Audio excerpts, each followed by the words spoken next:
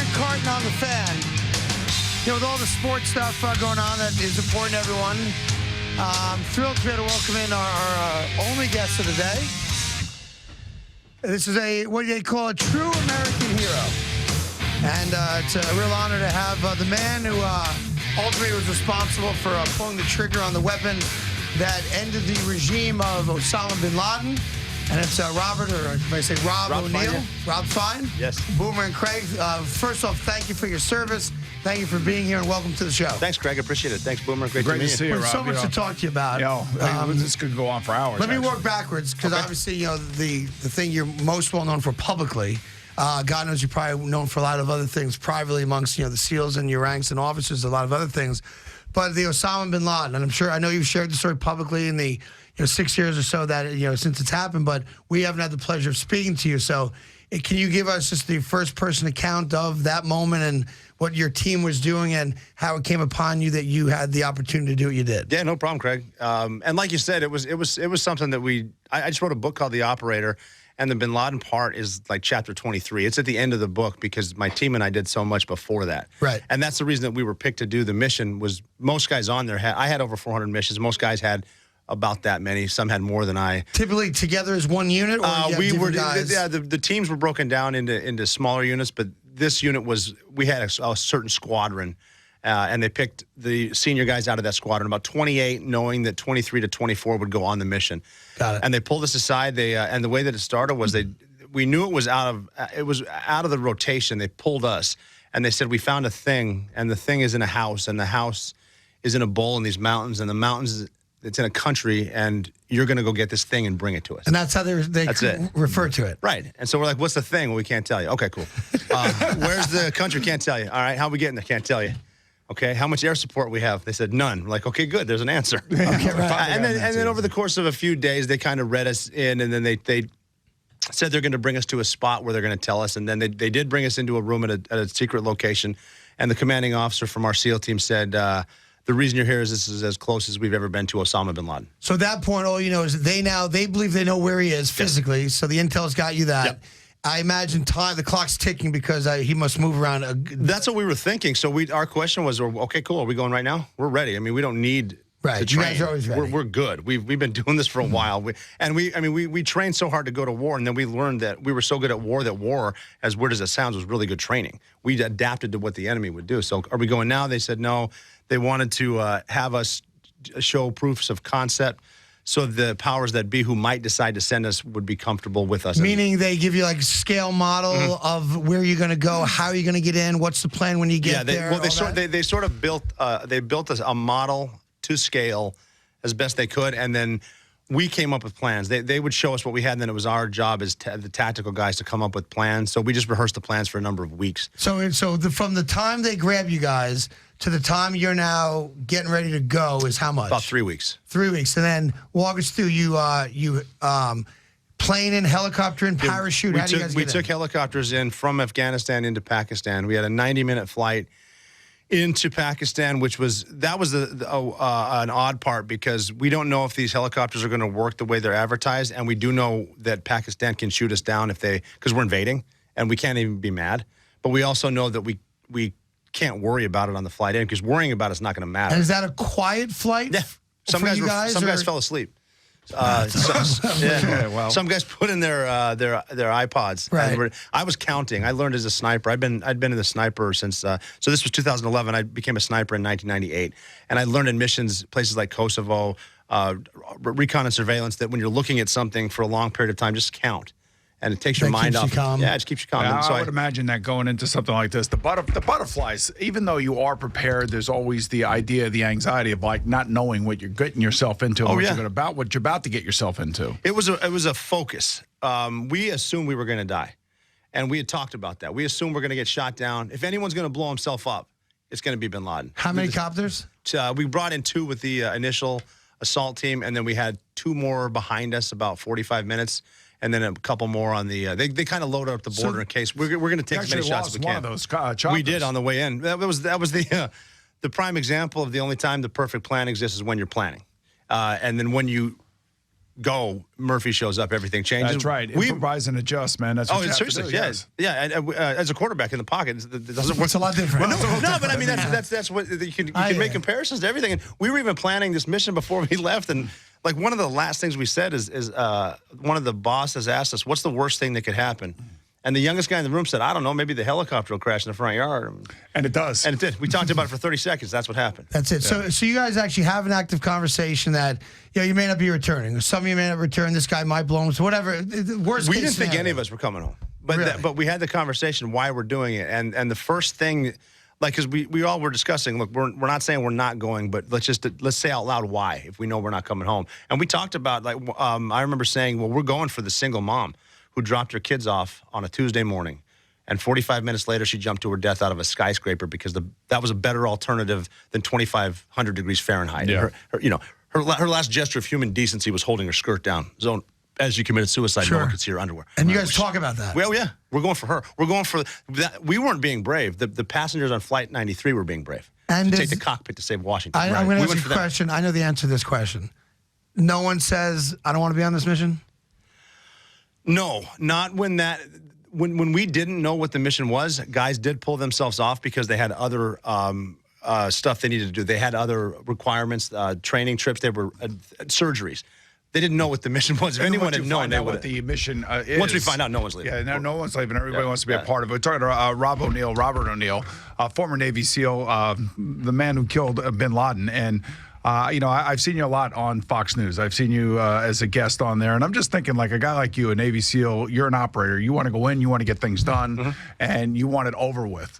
I mean, in the world of politics, how frustrating was it on the other end, waiting and waiting and waiting? And why not just send a missile in and blow the house up? I guess you had to go in and get a confirmed kill. Is that what this was all about? Yeah, that was one of the options, Boomer, was how much ordnance do we need to send on the house to make it go away, make sure he's dead? Right. And the answer was something about 22 2,000-pound bombs would have wiped out the entire neighborhood, and no one would have known. There was the wait for him to come in the yard as he's walking around and hit him with one, but we've all seen people walk away. And President Obama, honestly, when he decided, he said he wasn't sure he being bin Laden was there, but he was sure our team could get in, find out, and come out. So let's go walk through it. So the helicopters land. One of them crashed. Yeah. One of them crashes. Yeah. And no, I was in the other one. It landed. And we were supposed to let the snipers, the working dog, and the interpreter out for the perimeter. And then my team was going to go to the rooftop because of the main building, because we knew we could jump to the balcony. And then the analyst had told us bin Laden would be on the third floor. But we put people down. The helicopter went up, came right back down, and let us out. We didn't know what was going on, but through nonverbal communication, the pilot was telling us something happened, get out. So we got out from there, and then we started the assault from the outside. We did breach a door. We assumed that the other helicopter had taken fire and did what we call a racetrack, flew around one time. So we put a bomb on a door, blew it up. It was a fake door. It was actually a brick wall. We started to realize nobody puts fake doors in houses. This is him. We started going to the next door, and we said, hey, we're going to blow this door. But the team inside said, don't blow it. We're going to open it. And they opened it, and a thumbs up, and we're like, okay. There are times when something happens. I don't even know why. It just happened. I'll talk about it later. Our guys are in there.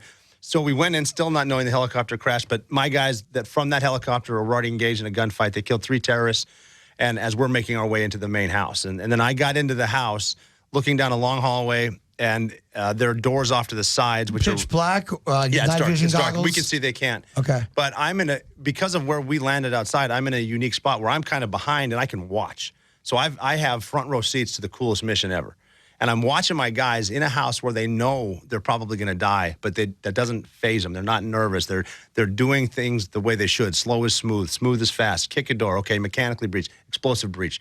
And they're getting into stuff, clearing it, and I'm watching. And as we make our way to where we think the stairwell is, we had known because of the analysts from one of the agencies that Khalid bin Laden will be on the stairwell when you get there. I don't know how she knows what she did, but she knew everything. So we got to the stairwell. Sure enough, Khalid's on there, and he's hiding behind something. I describe it in detail in my book, what the point man did, the guy in front, to lure him out. He kind of whispered his name, whispered, come here. It was pitch black. No one saying a word, and he just confused him. He leaned out with a gun. The point man shot him. And I remember thinking, I really hope we live through this mission because America needs to know how awesome that dude is, what he thought of in that moment. So we kept rolling up the stairs, and then when we got to the second floor, I was about 8 guys back, but the guys in between the number 1 man and myself went off to the left and right to clear, because you want to clear the unknown spaces before you move. So then it came down to myself and the point man. He's pointing up a set of stairs. At the top of the stairs, there was a curtain that was like acting as a door for a hallway, and he could see people moving in and out. So he started to talk to me, hey, we got to go. And we never talk. Meaning we got to get up there. Got it. They're putting on vests, and we got to stop them, or else they're going to kill us. Right. We got to get these vests. And he was so convincing. I remember not thinking, okay, I'm brave Navy SEAL, let's do this. I remember thinking, all right, he's going to blow himself up. I'm tired of thinking about it. Let's get it over with. And I squeezed him on the shoulder to let him know we go up. We went up the stairs. This is the same guy that took care of Khalid bin Laden. He opened the curtain, and there are a few people that they turned out to be women, but he just saw suicide bombers. So he jumped on him and tackled him to absorb the blast for the guy behind him. Really? And he didn't know that was me. He just knew it was one of his guys. And so here's a dude that jumped on a grenade. I saw it happen. This is all in a blink of an eye. I saw it happen, and my job tactically was to turn to cover his back. I turned. There's bin Laden, 3 feet away, standing up. Stop there for 1 sec. So the point guy, he gives his life up for the team. For the team and for whoever's behind him and for the country. Yeah. All he's thinking in the moment is, there's a grenade, we're all dead. So let me just take absorb it, and maybe we'll. And obviously he's right, it goes off. But it didn't go off. Yeah. But he's thinking, at that moment, he's now given up his life for us. He gave up everything he had for the country. Yeah. And only pure luck, the grenade or whatever it is doesn't go off. So now he's sitting on top of 3 women in darkness, but he's got them kind of controlled to the ground. They don't know what's going on. And you turn around and bang. Well, yeah, because he went one way, I went the other. Bin Laden standing there. His hands are on his wife's shoulders. He's sort of pushing her towards me. Can he see you? No, I don't know. It was dark. Okay. I know he knew something was there. And based on his actions, he wasn't surrendering. He's moving. I'm assuming he has a vest. And then it's a quick target identification. 6'3", skinnier than I thought. Shorter beard, gray hair. That's his nose. That's bin Laden. He's not surrendering. He's a suicide bomber. I've dealt with suicide bombers before, and you need to be immediate. You shoot him in the head. You get rid of him. So I shot him in the head twice. I shot him again, and then he's down. The wife was there. Then this is all within a second. I pulled the wife, moved her to the bed after a brief search. His 3-year-old son was in the room, and I remember thinking as a father, this poor kid's got nothing to do with this. And I picked him up, put him next to his mom, and other SEALs are now in the room. They're clearing it, and that's when it started to sink in. And I'm kind of standing there, and now, the guy that was on the first floor that engaged 2 terrorists in a fight, and I'd been working with him for years, he came up to me and he said, you good? And I said, yeah, what do we do now? And he laughed at me, and he goes, well, now we go find the computers. Man, we've done this. You got to get all the intel and everything. Yeah. It's amazing. It's amazing. So I don't know, Rob, if you understood what happened back here in the States when this started to... Throw on those headphones.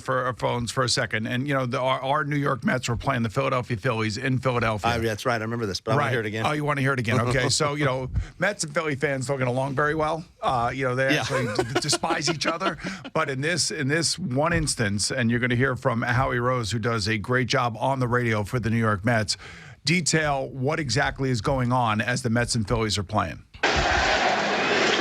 Now the pitch, and it's line foul into the seats down the third base line. 1 ball, 1 strike. And I'll tell you what's going on. The crowd is chanting USA. And the reason for that is that there are reports circulating. I am not sure if they've yet been confirmed by the White House that Osama bin Laden is dead. How that's happened, we don't know. But this crowd now knows it. Wow. Now we know. Now I have a question for you. I assume the president and the military people back here, they're able to watch what you guys are doing. You guys have cameras. No, we didn't have helmet cams. Did not. They were able to see an overhead video, I'm assuming. There were no cameras inside, and it's better that way. Was there any audio they could hear? They were getting reports from our boss on the ground through our boss in Jalalabad, Afghanistan, where the headquarters in Afghanistan were, for that mission.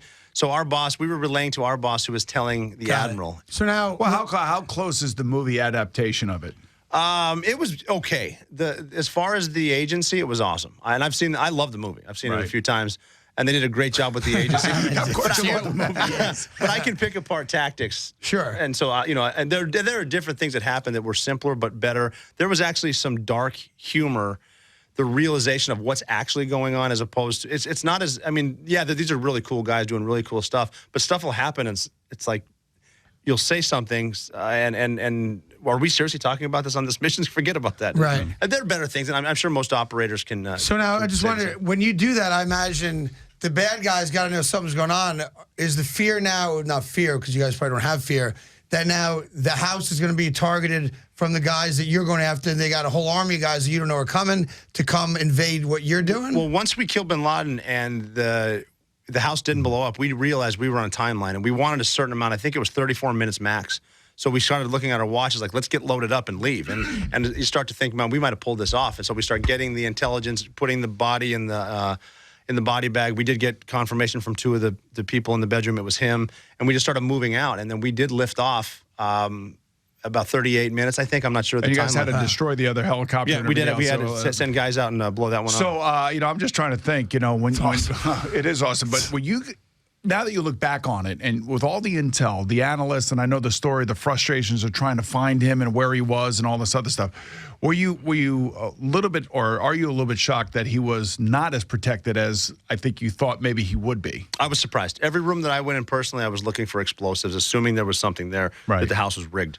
It was almost like he was living his own little life, obviously out of the view of the satellites and everything else. He was, I mean, there are people in the intelligence services in Pakistan that knew he was there, and I'm assuming he thought he was protected. And just no one had bothered with him. And just because of a lot of our very smart counterintelligence people, they had a lot of them believing that we thought he was on the border in the caves. So our intel people were really bright about it, and they were. I mean, that's where a lot of these conspiracy theories that you hear come from. Yeah, misinformation. Let me stop here. We're going to take a break. Sure. We'll continue on with you if you don't mind giving us a few more moments. Love to. That way I'll get a break in. Yeah, great. And we have much more to talk about. I mean, you ain't going anywhere. We're going to keep you here for a couple hours. The bin Laden story is one of, dozens and dozens. But, Lone Survivor, which we've all seen the movie, you're on the team that rescued Marcus Luttrell as well, correct. right? So we'll get into that. And some pretty amazing experiences. As you know, it's Fleet Week, it's Memorial Day weekend, and it's a great opportunity to hear from Robert O'Neill and obviously honor the men and women who have walked a mile in his shoes and given their lives for our way of life. So we appreciate him being here. Hey, can I ask one quick question? I got an agenda here. Yeah, I know you do. Messing up my agenda. One quick question. We're not very far away from, Ground Zero here at 9/11, the whole thing. How many times have you been down there? I've gone to the memorial probably about 10 times. Really? I donated a piece of gear that I wore in bin Laden's bedroom and a flag. For the museum and everything? Yes, it's down there at the end of it. Mm-hmm. Really? Everyone in the world needs to see it. There's never the same experience, and it takes you right back. Right now, a lot of media doesn't want to talk about it because it's just too horrific. It's not a real threat. People need to go in there and go back to that day, especially. And never forget that it happened. Never forget, because, the enemy's out there. And what those people went through, what this country went through, the reason we went to these wars needs to be remembered. It's very, very important. 2 Silver Stars, 4 Bronze Stars with Valor, Joint Service Commendation Medal with Valor, 3 Presidential Unit Citations, Navy Marine Corps Commendation Medal with Valor. Of course, this is Memorial Day weekend, which is always a big deal here, as many of the ships come in and there's some Navy exercises, et cetera. One of the things I wanted to ask you about, you were on the crew with the Captain Phillips and the Somali Pirates. That's correct. Now, I know you're also a sniper. Yes. There's a story I always was told, and it may be urban legend, I don't know, that maybe, I don't know if it was you or another sniper, that a sniper in a boat going up and down hit one of those Somali pirates from a crazy distance. There was 3 which is snipers. Shot you can't make, right? Yeah, I was a sniper, but not on that mission. I was actually the lead jumper for that mission. So I left the airplane first for my group, and we jumped with a lot of guys. And the snipers were there. What's a very good. I just got texted by one of them, as a matter of fact. It's pretty funny. What's unique about it, that wasn't the mission. The mission wasn't to go in there and shoot the guys, but we put snipers there in case something very unsafe happened, which it did. And 4 days before this mission that we didn't know was going to happen, those snipers were in their own beds at home. And you got to figure their guns didn't need to be sighted in for that shot. They were, because they were prepared. They were professional snipers. Explain what that means to the layperson. Well, what that means is it was my birthday when we flew away. It was Good Friday. And I was at my daughter's preschool for an Easter tea party. And we got the call. I had to kiss my daughter and leave. And less than 16 hours later, we were all in the Indian Ocean. So that's the kind of team that we were. And we were designed to do that, but we'd never done it. And that place had never done it in over 25 years. And they called us that day, and by Easter Sunday, we had Richard Phillips rescued. How about that? And how do you, that shot's legit? Yeah, the shots are legit. I didn't take them. Like, how far away was the Navy SEAL? You know what? I don't. In a, I guess one of those old little military dinghies. Yeah, it was taking out a pirate. Like with the waves. Right. I want to say it was a matter of 100 yards, maybe a little further. I'm not sure. I wasn't there. I hope that one of those snipers writes a book of their own, because that's a great story. I wasn't doing much on it. I was there for it. I led the jump in, but I wasn't one of the shooters. But that rescue was amazing. You were on the rescue, of course, of it's now made famous movie-wise, which is an incredibly sad story, but the Lone Survivor. Yes. Movie. So your team gets called in. Well, we didn't get called in. We were actually there when the snipers from that SEAL team went into a valley in the Konar province after a Taliban leader. They got ambushed, and then a helicopter went and tried to save them. That got shot down. Right. Then they called us to get a coalition. So it wasn't just SEALs. It was SEALs, Rangers, Green Berets, Marines, Air Force, trying to get up there any way but flying. They wouldn't fly us in. So we ended up everything from stealing vehicles to getting donkeys to walking.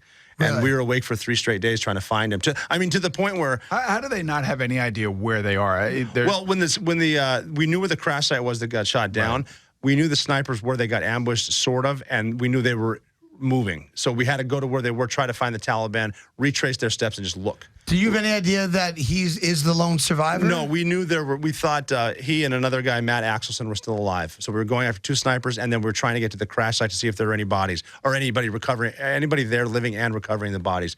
And we're talking Afghanistan is the Western Himalayas. It's 110 degrees Fahrenheit. The steepest cliffs, and I grew up in Montana, steeper than I've ever seen, to the point where looking at friends saying, this is why training is so hard, because if we wanted to quit, where are we going to go? Yeah, there's a great moment here in New York when they did the movie premiere.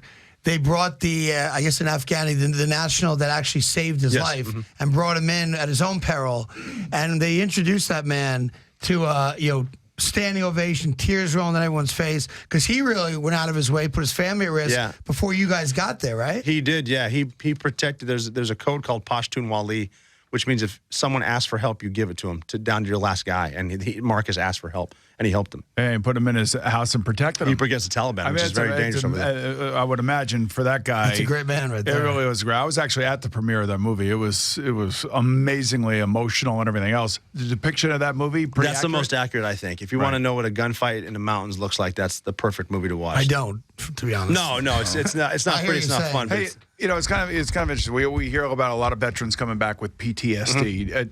Nothing for you. Nothing. I don't think so. I've been fortunate. I've had a lot of friends die, but I've never had a friend get hurt in front of me. Okay. I've been to a lot of funerals and know people and what happened, but we never got hurt. I've never seen a child get hurt, and I've never killed anyone I didn't mean to.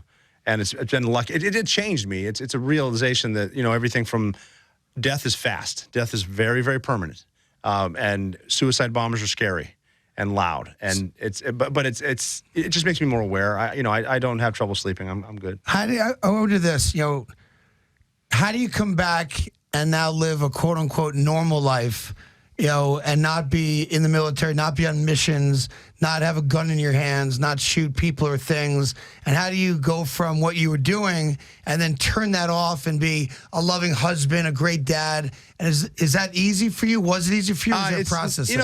There's a process, but it didn't take me as long. I really believe that you can, through your mind, you can convince yourself to do anything. We were sent to go to war. I went to war and I dealt with it, and I'm able to compartmentalize. That was a part of my life, and now it's over. It's funny. People ask me. I don't skydive anymore. I don't shoot a lot. I don't scuba dive or drive cars. And people ask me what I do for adrenaline. I said, as far as adrenaline goes, I've been a lifelong Redskins fan, so that's enough. You got it covered. And then my psychiatrist had me take up golfing, which is that'll drive you crazy. Combat's actually easier than golf, which is weird. Listen, I know what combat's like, but I know golf's hard. But what I do to anyone that comes back that has some sort of PTS, I always recommend to get with people similar experiences. And one of the things that I did is started a foundation called Your Grateful Nation that helps veterans transition to the private sector as far as second careers. Great. So that keeps me busy. I travel a lot. And if there was one thing or a couple of things that you'd want America to know about what's going on in the world and what we're doing to combat it, something that maybe I don't want you to give intel or something like that, but something that we're not seeing or not understanding or don't really get a grasp of. Well, there's a real threat out there right now that regardless of liberal or conservative, white or black, wants to murder us. political correctness isn't going to defeat it, and neither are candlelight vigils. We saw it at an Ariana Grande concert the other night where their so-called soldier of the caliphate targeted little girls and blew them up. And that means nothing to them. All that selfish guy knew is that once he hits the button, he goes to paradise. And that's an ideology that's out there that is at war with us. And it's not going away unless we do something about it. And the first step is to admit what it is. As far as like President Trump going to Riyadh to talk to 50 Muslim leaders, he did that to prove a point. We're not Islamophobic. They want to get rid of this ideology, so do we. We're all in it together. Like even with the Bin Laden book, people say, aren't you worried you're a target? No, I'm aware that I'm a target, but I'm also aware that everyone's a target. And it's a lot easier for a terrorist to go after young girls than it is to come after me, and they're going to keep doing it. And I hope people, don't change your lives. Go to the games, enjoy yourself. Just be alert, be aware, and stop being so offended when we call the evil what it is. Did you have any reticency about coming out public as the guy who pulled the trigger for Bin Laden, about writing a book, knowing that to be some members of maybe your own SEAL team of SEAL leaders, other military leaders that you knew were going to have a problem with it? I was aware of that, and I respect it. And if you read my book or listen to me talk, I'm the first to admit that the team did it. The team got me there. I was able to get into a spot because of great, brave teammates, pilots, and analysts. And all I did was turn a corner and do what any SEAL or Ranger or Green Beret would have done. So, I pulled the trigger, but I was part of a huge team that did it. I respect their opinions, but after having even heard what Boomer and I talked about on the break, talking to first responders like I did on Friday, a bunch of NYPD, the stories they said, since someone has come forward and told the story with a real name and a real face, they get some sort of healing, not closure, but I've had cops tell me they sleep at night. I've never heard the same story from 9/11, and as long as I'm helping them, if someone has something negative, I don't care. I stay positive, and I don't have time for someone to whine about someone telling me. This could sound like a silly question, but I imagine that, like right now, this moment, there are missions going on that we know nothing about that are aimed to keep us safe, to get rid of bad guys all over the world. There are targets going on in different nations right now where they're striking to develop, to find different intelligence, to find different Al-Qaeda targets. I've had a few friends get wounded the other night in a gunfight, some of my former teammates, and they killed a bunch of Al-Qaeda terrorists. Just to help keep this country safe. They're out there all the time. It's all over the world. This is solving this problem is a lot like I always say trying to nail Jello to the wall, because it goes places from Pakistan to Yemen to Somalia. It moves into Libya where it is now, in Manchester, England. Or Syria, anywhere. What about here? Yeah, all 50 states, there's cells. All 50 states? Yes. Fortunately, we have guys behind the scene, not just military. We've got law enforcement, local and federal. The FBI is doing a great job. They're monitoring stuff, but they're going to need help. And I just hope that America realizes that our law enforcement, they're the good guys. And they're really trying to protect us from the evil. And when the evil strikes, all of a sudden we all come together and hang flags. But when it's not, it's all about, oh, you offended me and you shouldn't do this. And it's the wrong way to do it. I would think this, and this is just me being patriotic, and Boom and I, who have a very close relationship with NYPD and the military and law enforcement. The mere fact that we haven't had more bombings or acts of terrorism, successful acts of terrorism, or things like that concert speaks volumes about what's happening right now behind the scenes from multiple groups. Sure it does. We have a tendency to downplay the attacks that we thwart. The ones that don't happen are the ones that they don't talk about. It's because the intelligence and law enforcement they need to be right 100% of the time. They're wrong once, it's over. Which they may have been in Manchester, England, because they knew about. Well, yeah, they're aware of it. They're aware of it. They know where that he's going back and forth to Libya. He knows that, or they know, and it's all been reported. It's all in the newspapers that he was on a list. He was on a list, but it is so difficult. Doesn't matter how far you move the perimeter, the security perimeter, they're going to keep moving out with it. We're not going to win this by stopping the person. We're going to win it by stopping the ideology. You got to figure a place that big with that many targets and someone willing to blow themselves up. That is a very hard thing to stop. What about your allies on the ground in these other countries? That's what we need. The Afghanis or the Pakistanis that are the good people, that are the people that are practicing their religion in the right way and doing the right things. That's who we need. That's who we need. We need. Could you trust them or? Yes. We need right now we need the Sunni Muslims to help us with the ISIS problem, because that's the same Wahhabist version of Sunni Islam coming out of Saudi Arabia. That ISIS, Al-Qaeda, Khorasan, Al-Shabaab, Boko Haram, they're all a part of. And I've seen it before and had friends tell me before, dealing with soldiers, special operators from like the United Arab Emirates, talk to other countries saying, look at Dubai. We can have both. We can have a great Western country and Islam. And we need that. And we need them to get not just with the leaders as far as politically, but the clerics, the scholars, the ones who are preaching on Fridays. Find the ones who will give the right message, and then find the ones who aren't giving the right message and get them out of there somehow. Because if we start indoctrinating kids, stealing their innocence at such a young age where they're decapitating people on camera at 5, that's going to be a problem in 10 or 12 years. We need to get to the ideology and make them realize some evolution. But, I mean, everyone says, well, there's radical Christians, there's radical. That's fine, and there were the Crusades. But we're sort of evolving from that. Right now, the Wahhabis want to go back to 1,400 years ago when Muhammad lived. That's what they want. And you can't have at least a civilized site as far as we know that way. And how do you spend Memorial Day? I like to remind people that the veterans who have fallen that gave us Memorial Day don't want us to mourn them. They want us to enjoy the long weekend, but also when you have a beer, don't be afraid to give a look up and like a cheers and a wink. I am going to the Indy 500. That's my plan, and I'm not afraid to say it. There's going to be a lot of people there. Do you have It's a great American race, man. It sure is. Exactly right. any regrets? I have a regret. A friend of mine after the Bin Laden raid was, his name was Robert J. Reeves. He and I were sitting in his house right before he went to Afghanistan and asked me if I wanted to have a drink with him. And for some weird reason, I wasn't drinking that night, and I said no. We sat down, and he was having a glass of red wine, and he said, you know, one of these days, a lot of us are going to die on one of those helicopters. And then a few weeks later, he died on Extortion 17 when it was shot down on August 6th. We lost 31 Americans. That's my one regret that I think of every time I didn't have a drink. Well, it's a real pleasure meeting you. Well, it's great to meet you, too. We can talk to you all day, of course. Thanks for having me. It's outside the scope of what we normally do here, but I appreciate the fact you spent the time and allowed us to do it. Well, Navy SEAL, best-selling author, listen, the whole thing. I mean, just an American hero. And, you know, Rob, it's great to finally meet you in person. Great to meet you, too. I've been watching I'm a big on fan. TV for years now, the last few years. I've been watching you on TV for a number of years as well. I'm sure, It's yes. not older. Did you know how to fight before you learned? They taught you how to fight in SEAL No, training? not really. We learned some stuff in SEAL training, and I got in a little, not as much as a lot of guys got into it. I learned in combat that if someone tries to fight, you just shoot them. Right. It's like the Indiana Jones thing. The guy's got the sword, he's got a gun. He's like, Yeah, right. I'll just shoot you. Is the SEAL training as like, I know I talk about like G.I. Jane, which is silly, but is the SEAL training as badass as we've been shown? It's really hard. Right now the attrition rate's about 85% don't make it through. I remember thinking that I know I have a past. I don't have a future. I'm just going to be in hell as far as I can tell forever. And it didn't sink in until I was about to graduate that I was going to graduate. But Really? some of the best advice I got, though, was, the little victories. Don't think about getting from now to 9 months from now. Try to make it to breakfast. Got it. You know? Now, were you married after you became a SEAL? Yes.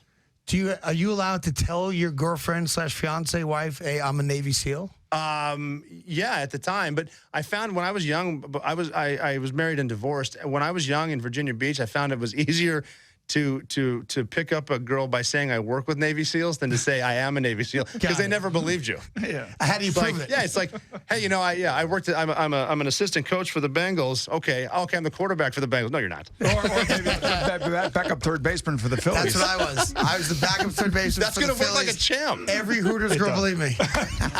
It worked. Well, listen, his name is Robert O'Neill. He's a true American hero. And as he says, as we all enjoy what is a 3-day weekend, whatever that means, whether it's eating a Premio sausage, having a Smittix blonde ale with my face and Boomer's face on it, just a little tip of the cap and a nod to the men and women who have sacrificed their lives and those that have also thankfully come back alive, but have allowed us to continue cliche-wise our way of life, and knowing that there's bad people out there that mean us great harm, and there's a lot of people that we've never met, have never heard of, and may never will, who have our backs and do 24/7. People like yourself. Thank you so much for coming in. Thanks, Craig. Thanks, Good Boomer. luck to Appreciate Good luck to your Redskins, too. It Oh, is yeah, we're going to need the that. Hang on for 1 second. Hang on for a second. Memorial Day sales event at Suffolk County's largest.